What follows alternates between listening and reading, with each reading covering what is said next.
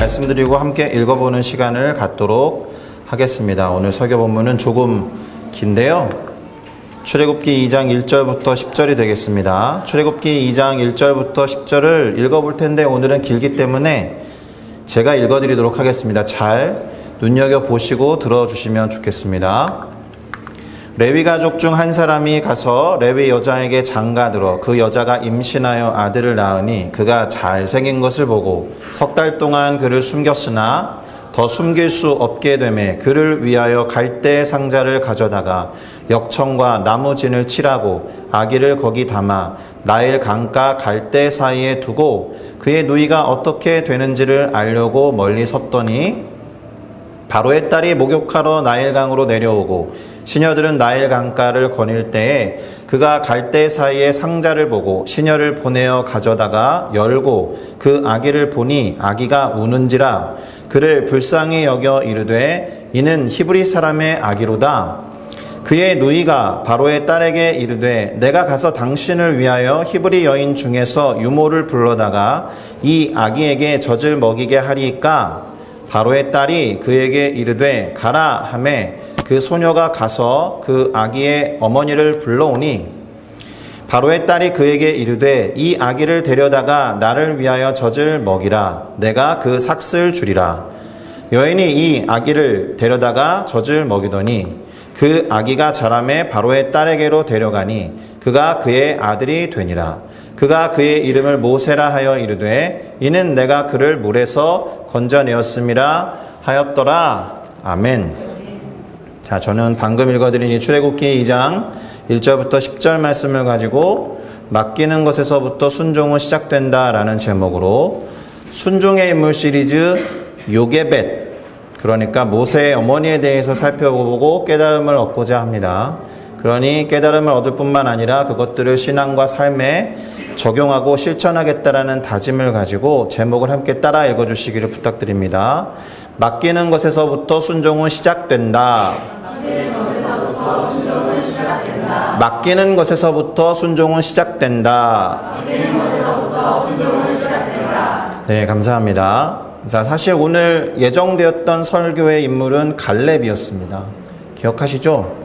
그러니까 왜 오늘 저 구절을 읽지? 이런 생각을 하셨어야 정상인데요. 생각을 바꿔서 모세의 부모, 그 중에서도 모세의 어머니인 요게벳에 대해서 생각해 보려고 합니다. 이렇게 변경하게 된 이유는 조금 있다가 말씀을 드리도록 하겠습니다. 자, 요셉의 어머니 요게벳에 대해서 이야기한다고 했으니 잠시 생각해 볼 필요가 있는 것은 우리가 생각보다 모세의 부모에 대해서 아는 바가 거의 없다는 거예요. 이름을 아십니까? 요게벳은 알죠? 모세의 아버지 이름을 아세요? 모세의 부모님에 대해서 우리가 잘 알지 못하는 이유는 관심이 없어서도 아니고요. 관심을 가지면 얼마든지 가질 수 있으니까 성경 자체에서 얻을 수 있는 정보가 그리 많지 않기 때문에 그렇습니다.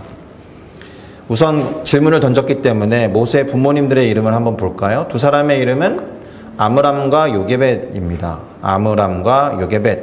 그나마 요게벳에 대해서는 몇 년 전에 요게벳의 노래라는 곡이 나와서 한참 불리운 적이 있었기 때문에 비교적 들어보셨을 겁니다. 많이. 근데 이 참고로 요게벳이라는 이름의 의미는 무엇이냐면 하나님의 영광이라는 뜻이에요. 참 좋은 이름이죠. 하나님의 영광. 그런데 요게벳에 대해서 그녀의 이름, 그녀의 출신, 그리고 그녀가 낳은 자식들 정도만 아주 간략히 2번, 그러니까 민수기 26장 59절과 출애굽기 6장 20절 이렇게 2번만 언급되어 있어요. 그래서 많은 정보를 얻을 수 없다라는 겁니다. 요게벳이 그 정도인데 심지어 모세의 아버지 아므람에 대해서는 그보다 훨씬 더 적게 기술되어 있습니다. 처음으로 이 아므람에 대해서 말하고 있는 구절은 오늘 설교 본문에서 읽어드렸던 출애굽기 2장 1절입니다. 근데 거기에도 이름이 나오지 않아요. 레위 가족 중 한 사람이라고만 나옵니다. 그리고 이 아므람이라는 이름에 대해서는 출애굽기 6장에 가서야 아내 요게벳과 함께 그의 이름이 아므람이다 라고 기록되어 있습니다. 자, 그런데 모세의 부모들 중에서도 오늘 설교의 초점은 모세의 어머니 요게벳에 있다라고 말씀드렸습니다. 자, 갈렙에 관해서 설교를 하고자 했는데 이렇게 생각을 바꿔서 요게벳에 관한 설교를 준비한 이유는 오늘 설교 후에 진행하게 될 헌화식 때문입니다. 사실 헌화식이 저희 교회가 속한 교단 있잖아요. 곧 기독교 대한 하나님의 성회의 정규 의식이나 예식은 아니에요.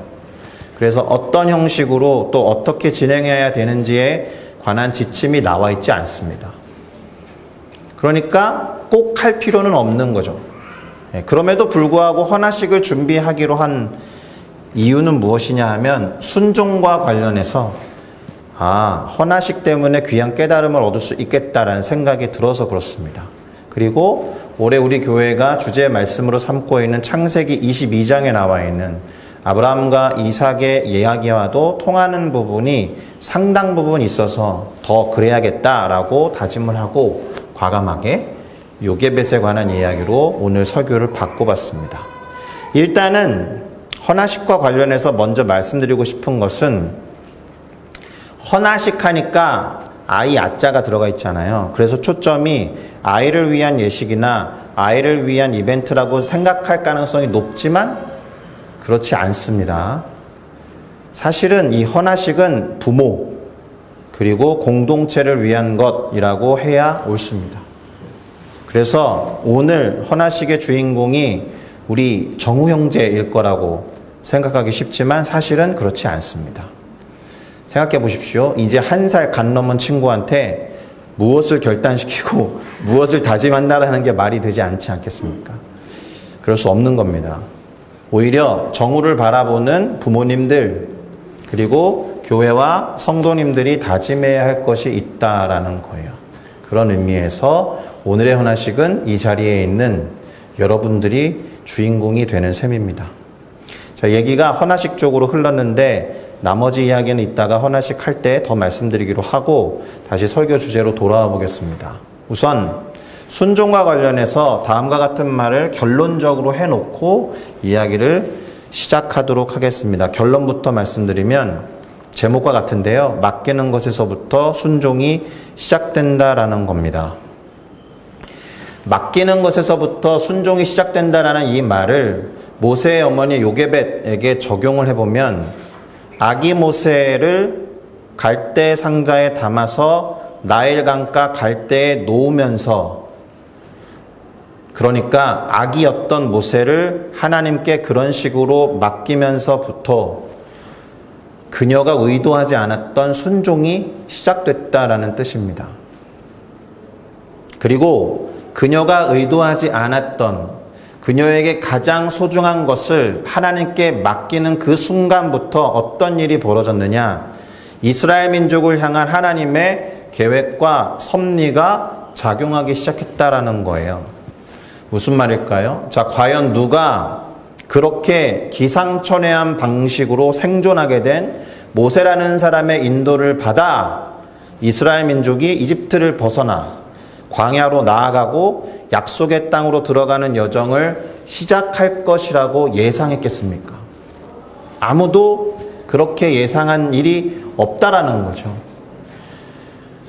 요게벳이 자신에게 너무나도 소중했던 어떤 것을 모세라는 사람을 어떤 것이라고 해서 죄송한데요. 가장 소중한 것을 하나님께 맡기는 그 순간이 이스라엘 민족 전체를 향한 하나님 아버지의 역사하심과 그 민족을 향한 계획과 섭리의 시작점이 되었다라는 거예요. 그녀가 의도한 순종은 아니었음에도 불구하고 그렇게 상황과 환경 때문에 내려놓고 맡긴 그 순종 때문에 이스라엘 민족을 향한 하나님의 계획이 진행되기 시작했다. 그러니 모세의 어머니 요게벳이 아기였던 모세를 내려놓고 하나님께 맡기는 것으로부터 사실은 이스라엘 민족 전체의 순종과 그들의 신앙의 여정이 시작된 것이라고 해야 옳습니다. 물론 이스라엘 민족의 순종이 언제나 완벽하고 온전하지는 못했습니다만 그렇다라는 겁니다. 다시 말씀드립니다. 제가 의도하지 않았던 순종이라는 말씀을 드렸어요. 그녀가 모세를 하나님께 맡기게 된 일은 환경과 상황에 따라서 어쩔 수 없는 선택이었다라는 거예요. 적극적인 순종으로 보기에는 좀 어렵습니다. 다소 적극적인 순종을 한 요게벳입니다라고 말하면 좀 무리가 있어 보입니다. 더구나 하나님이 그렇게 말씀하신 적이 없어요. 얘야, 네 아들 모세 정말 사랑하지? 그 아들을 갈대 상자에 넣어서 나일강가 갈대에 놓아둘래? 이렇게 말씀하시고 그 말씀에 순종하는 것을 하나님이 요구하거나 지켜보신 적이 없단 말입니다. 그러니까 요게벳이 그렇게 행한 행동을 직접적인 순종이라고 볼 수는 없어요. 그런데 상황 때문에 모세를 그렇게 내려놓아야 했다고 해도 그 순간 하나님께 맡기는 기도를 했을 거라는 생각에는 우리가 틀림없을 것이다 라고 쉽게 예상할 수 있습니다. 그녀는 분명히 그렇게 했을 겁니다. 우리가 어떤 것을 가장 소중한 것을 포기해야 되는 순간에 하나님께 그걸 드리겠다는 고백을 너무 잘하잖아요. 요게벳도 그랬을 것입니다. 모세를 하나님께 맡기는 기도를 한 것이죠. 그저 자신의 개인적인 이유였는지 모릅니다. 그리고 자신이 속한 가정의 일에 지나지 않는 것처럼 보이겠지만 다시 거듭 강조하면서 말씀드립니다만 그 일을 향한 하나님의 주권과 섭리로 인해서 민족 전체를 구원에 이르게 하는, 나아가서 인류 전체가 어떻게 구원을 얻게 되는지에 관한 모델을 제시하는 아주 중요한 시작점이 되었다라는 거예요. 연평안이라는 분이 요게벳의 노래를 지었습니다. 바로 이 노래 때문에 우리가 모세의 어머니는 요게벳이구나라는 걸 잘 알게 됐잖아요. 그 노래에는 이와 같은 가사가 나옵니다. 작은 갈대 상자 물이 새지 않도록 역청과 나무진을 칠하네. 실제로 오늘 설교 본문에도 나오는 내용이에요. 출애굽기 2장 3절인데요. 읽어드리겠습니다. 더 숨길 수 없게 되매 그를 위하여 갈대 상자를 가져다가 역청과 나무진을 칠하고 아기를 거기 담아 나일 강가 갈대 사이에 두고. 자, 당시에 규격화된 갈대 상자를 팔았겠습니까? 선물용 상자를 어디 가서 구할 수 있거나 주문해서 배송받을 수 있었겠습니까? 그렇지 않죠. 아기 모세를 떠나 보내기 위한 준비는 그래서 갈대를 꺾는 순간부터 시작된 거예요. 갈대를 꺾어 오고 그것을 자르고 다듬은 다음에 상자나 바구니로 엮는 작업에서부터 시작된 겁니다. 게다가 이 작업을 어떻게 했겠습니까? 매우 은밀하고 비밀스럽게 했어야 돼요. 아기가 울면 안 되는 상황이니까. 3개월 된 아기의 존재를 들키지 않으려고 하는 상황에서 이 작업마저도 은밀히 그러나 매우 신속하게 했어야 했다는 점이 중요합니다. 정성을 다해야 하면서도 다급하고 신속하게 해야 하는 일. 경험이 있으시죠? 주일마다 경험하는 일입니다. 주일이 정말 분주하거든요. 제 아내는 더 합니다. 근데 그 어느 것 하나에서도 실수하지 않으려고 긴장이 되고 최선을 다하는데 시간은 다가오고, 마치 그런 상황을 지금 요게벳과 모세의 부모 또는 가족들이 하고 있는 거예요. 시간에 쫓기면서도 대충 하면 안 되는 일입니다. 시간에 쫓기면서도 들키지 않으면서도 은밀하게 하면서도 대충 할 수 없는 정성스러운 일부터 모세를 떠나 보내는 작업을 시작했다. 그런데 갈대로 번역된 단어가 있습니다. 파피루스예요. 영어로는 그냥 read라고 나와 있지만 갈대로 번역된 단어는 파피루스입니다. 무엇인가를 기록하기 위해서 종이나 책의 대용으로 옛날부터 썼던, 고대로부터 사용한 것이 파피루스입니다. 성경도 처음에는 파피루스에 기록되어 있었어요. 성경을 기록하는 도구가 파피루스였다는 점에서 하나님의 말씀을 기록하는 파피루스로 상자를 만들었다라는 것도 사실은 숨겨진 의미가 있을 거란 생각이 듭니다. 또, 파피루스로 만든 상자로 번역된 단어는 테바라고 하는 히브리어입니다. 근데 이 테바라는 단어가 어디에 쓰였느냐? 노아가 만들었던 방주가 테바예요. 노아도 방주를 만들 때 역청을 안팎으로 발라서 방주를 지었습니다. 자, 노아가 지었던 엄청 큰 방주랑 모세를 위해서 만들어졌던 갈대 상자의 사이즈는 비교할 수가 없어요. 차이가 엄청 크죠. 방주는 엄청 컸고 새로운 인류의 조상이 될 8사람 플러스 다시 생육하고 번성해야 할 모든 동물들이 탔던 반면에 요게벳이 만들었던 갈대 상자에는 한 아기만 놓였을 뿐입니다. 그러나 작은 것이 반드시 작은 건 아니죠. 그 작은 상자 안에서 엄청나게 크고 위대한 인물이 생존한 겁니다. 그러니 그것을 볼 수 있는 눈이 우리 안에 있어야 됩니다. 작은 것을 작은 것으로 보지 않는, 보이지 않는 것 너머에 있는 대단히 중요한 어떤 것을 볼 수 있는 것. 성경에서 그리고 교회에서는 뭐라고 부릅니까? 믿음의 눈이라고 말합니다. 자, 이제 모세를 떠나보내기 위해서 정성을 다하는 모세의 부모, 특별히 요게벳을 생각해 볼 필요가 있습니다. 자, 어떤 것을 지금 포기해야 돼요. 엄청 사랑하는 어떤 것을 정성을 다해서 떠나보내야 된다고요. 그것을 소유할 수 없다면 과연 그것에 대해서 정성을 다할 수 있을까요? 저는 안 그렇거든요. 저거 내 것이 안 될 것 같으면 쳐다보지도 않고 신경도 쓰지 않고 그냥 대충 놀리다가 뭐 주든지 말든지 버리든지 뭐 이렇게 될 겁니다. 어차피 내가 갖지 못하니까. 그러나 모세의 부모는 그렇게 할 수 없죠. 내가 소유할 수 없다고 해도 자식이니까 엄청나게 자식을 향한 사랑 때문에 정성을 다해서 그 상자를 준비해야 되는 겁니다. 물이 새지 않도록 역청과 나무진을 아주 빽빽하게 빈 곳이 하나도 없도록 메우고 채워지도록 정성을 다해야 했던 거예요. 결론이 뭐예요? 내려놓기 위해서. 내가 갖기 위해서 정성을 다한 게 아니고요. 내가 갖고자 하는 것에 정성을 쏟는 건 누구나 하는 일이죠. 나에게 소중한 것을 잘 가꾸고 그것을 더 좋은 방향으로 개선하기 위해서 애쓰는 건 누구나 하는 일이지만 지금 포기하기 위해서, 드리기 위해서, 맡기기 위해서 정성과 최선을 다하는 한 여인을 보고 있는 겁니다. 다시 말씀드립니다. 시간에 쫓기는 상황에서 행했던 아주 정성스러운 노력이었다.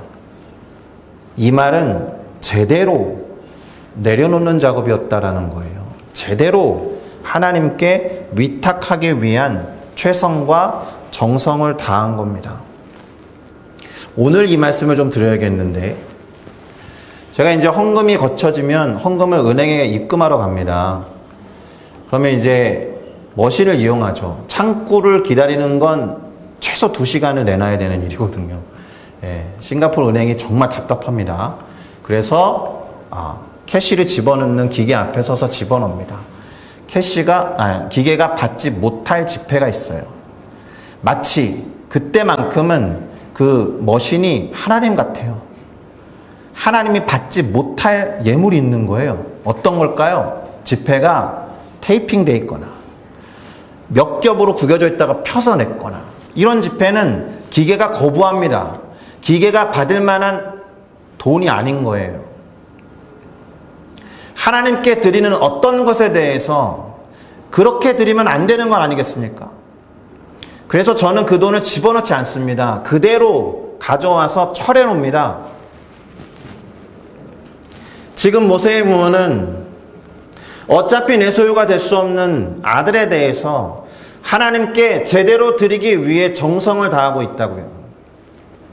내 소유가 아닌 것에 대해서 누군가에게 줄 때 대충 주는 사람이 제법 있죠. 그러지 않으시기를 바랍니다. 그것이 내 것이든 아니든 정성을 다해야 되는 일에는 최선을 다해서 드리는 우리 모두가 되어야 할 줄로 믿습니다. 그리고 모세를 나일강의 갈대 숲에 살며시 놓아야 했어요. 요 작업도 남모르게 했어야 됩니다. 간절히 기도했을 거예요. 맡기는 기도를 아주 간절하게. 이제 누가 뭐라 그래도 의지할 수 있는 분은 하나님 한 분밖에 없으니까 3개월 동안은 어떻게든 버틸 수 있었는데 이제는 안 되는 거잖아요. 오직 하나님만이 모세를 보호하실 수 있으니 그 하나님께 맡기고 그분을 간절히 의지할 수밖에 없는 상황. 왜 요게벳이 의도하지 않았는데 순종의 인물 시리즈에 넣고, 물론 헌화식 때문이라고 말씀을 드렸지만 그녀를 순종의 사람에 넣고 싶으냐 하면 순종의 본질을 그녀의 행동을 통해서 알 수 있기 때문에 그렇습니다. 무엇인가를 온전히 맡기고 의지하는 것을 뭐라고 부릅니까? 순종이라고 불러요. 비록 하나님이 그렇게 하라고 명령한 것은 아니지만 상황과 환경이 이 아들 모세를 하나님께 맡기면서 온전히 의지하게 만든 거니까, 마치 명하신 것을 행하고 결과를 하나님께 온전히 맡기는 것과 유사한 경험이기 때문에 순종의 범주에 집어넣는 겁니다. 그렇게 하나님께 온전하게 맡기는 것이 하나님의 원하시는 바를 순종하여 성실하게 수행하는 것과 매우 유사하니까. 자, 그런 의미에서 맡기는 것에서부터 순종이 시작된다라는 말을 드리고 시작한 겁니다. 다시 말씀드립니다. 이 말은 순종에 대해서 이야기할 때 몇 번이고 반복하는 것인데, 순종은 결과에 관한 것이 아니라 명하신 것의 시작에 관한 것이다 라는 거예요. 결과를 책임지는 것은 순종하는 자의 몫이 아니에요. 이것 때문에 순종을 주저하신다라면 순종을 대단히 오해하고 있는 거예요. 순종은 그것을 명하신 자가 결과를 책임지는 것이고, 순종을 명함 받은 사람은 그 일을 시작만 하면 되는 겁니다. 그러니 무엇인가를 내려놓고 맡기는 것이 순종을 하는 것에 있어서 가장 좋은 연습이 됩니다. 하나님께 뭔가를 맡기고 드리는 일로서 순종을 연습하는 우리들이 되었으면 좋겠습니다. 단, 맡기기 전까지는 최선을 다하고 또 정성을 다해 드린 뒤에 결과는 맡기는 것이 되어야 한다. 결과는 그분의 손에 달렸다라는 것을 인정하는 것, 그것이 겸손이자 순종이기 때문에 그렇습니다. 이러한 면모를 가장 잘 보여주는 인물은 아마도 킹 데이빗일 겁니다. 다윗. 그가 정말로 순종하기 힘들었던 명령 하나가 있어요. 정말 다 하고 싶은데, 이것만큼 포기하기 싫은데 하나님이 하지 말라고 한 게 있습니다. 그토록 짓고 싶었던 성전을 지을 수 없었던 거예요. 하나님이 성전 짓지 말라고 명령하신 거죠. 이 명령에 다윗은 순종하기 너무 힘들었어요. 왜요? 하나님의 임재를 상징하는 성전에 내 평생의 날보다 하루라도 온전히 있는 것이 기쁜 사람이었기 때문에. 그런데 하나님이 그 성전을 아들 솔로몬이 짓게 만드신다는 것을 알게 됐을 때 다윗이 취한 행동이 중요합니다. 아들 일이니까 나 몰라라 해도 되는 거예요. 아무것도 안 해도 하나님이 명하신 명령에 순종하는 겁니다. 맞죠? 성전을 짓지 말라고 하셨으니까 아무것도 안 해도 다윗은 순종하는 거잖아요. 자신이 지을 수 없는 성전에 대해서 아무것도 하지 않는 것이 순종이었을 텐데, 하지 말라는 명령이니까 하지 않는 것이 순종이었을 텐데, 다윗은 뭔가를 합니다. 불순종입니까? 그건 아니죠. 자신이 할 수 없는, 자신이 보장할 수 없는 결과이지만 최선을 다해서 성전 지을 준비와 재료를 마련합니다. 아들 솔로몬이 성전을 잘 지을 수 있도록 아주 좋은 재료들을 다 준비해요. 모든 재료를 하나하나 준비하기 시작합니다. 그리고는 그것을 드린 거죠. 자신의 영광 때문이 아니라, 다시 말합니다. 온전히 맡기고 드리는 것에서 순종이 시작된다. 하나님이 모세를 주셨으니 그분에게 모세를 맡기는 것도 순종인 거예요. 요게벳이 했던 순종은 바로 이것입니다. 결과를 맡기면서 최선을 다하고 정성을 다하는 것이 순종의 태도라는 것을 반드시 기억하셔야 됩니다. 할렐루야. 그런 의미에서 요게벳은 분명하게 순종의 사람이었다라고 확신합니다. 자, 오늘의 헌화식은 주보에도 적어 놓았듯이 정우를 위한 것이 아닙니다. 정우의 부모님, 이대현 집사님과 혜진 자매를 위한 것이에요. 그리고 이 두 분과 정우의 가정의 일만도 아닙니다. 우리 교회와 공동체의 일이에요. 마치 모세를 하나님께 맡기면서 갈대 상자에 담아서 나일강 갈대 사이에 놓은 일이 이스라엘 민족의 구원을 위한 놀라운 섭리가 된 것처럼 오늘 우리 교회와 공동체를 향한 하나님의 계획과 뜻이 담기는 일이 될 수도 있기 때문에 하나님의 뜻과 말씀에 따라서 정우를 하나님께 잘 맡기고 양육하겠다라는 다짐이 있어야 합니다. 그리고 교회와 공동체 각 성도님들은 정우가 우리의 아들, 우리의 조카인 것처럼 받아들이고 그 양육에 적극적으로 협력하겠다라고 다짐해야 하는 거예요.